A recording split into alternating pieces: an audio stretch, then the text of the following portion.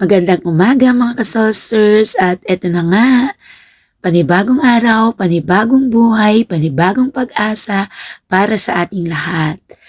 At nakikita nyo ang aking ipinapakita sa inyo. Ito ay ang bagong alaga ng aking mag-aama. Ito ay ang aming small aquarium. Nagkaroon tuloy ako ng assignment sa aking mag-ama. Bumili raw ako ng aquarium para dito at padadamin daw nila ang alaga nilang isda. At yan, may buntit na isda. So, dalawa yung buntis na isda na yan. At sabi ko nga, aantayin kong manganak habang binividyohan. Hindi naman pala siya basta-basta manganganak. So, ayan.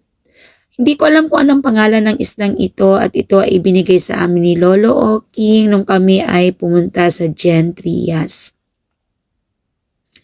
Ayan. So, hindi ko nabilang kung ilang piraso to. Pero ito ay ibinigay ni Lolo Oking, hiningi ni Mikmik kay Lolo. Gustong gusto niya ang isdang ito nung nakita niya doon sa Little Fish Pond ni Lolo Oking. So, ayan. Dati may fish pond kami dito or little fish pond dito sa labas ng aming bahay, kaso nung pinarenovate namin ang aming gate at pinalakihan ay pinatanggal na namin. Gustong gusto kasi ng aking husband ni Tatay Mike na may naririnig na tunog ng flow ng tubig or ng water, lalong-lalo na sa katahimikan ng gabi. So, dahil sa pinalakihan namin, nung nagkaroon kami ng sasakyan, pinalakihan namin ang gate para makapasok ang sasakyan.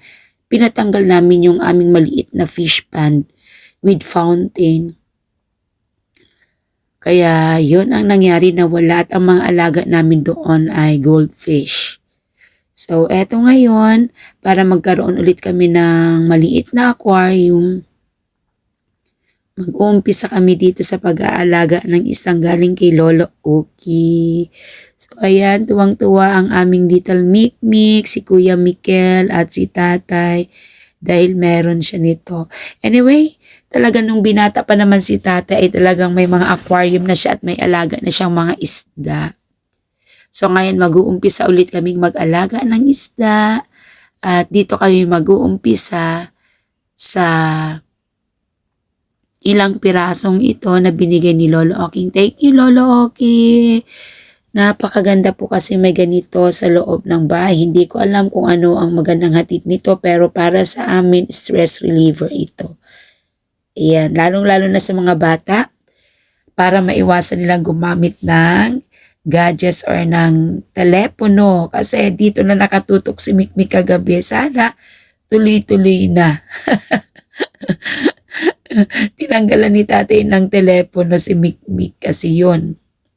Ayaw nang kumilos, gusto na lang nakatutok sa cellphone para manood, maglaro. So, eto, dito siya nakatutok, nakakaagaw pansin din naman kasi talaga at relaxing talagang panoorin habang sila ay lumalangoy-langoy. So, ayan. Ang gaganda.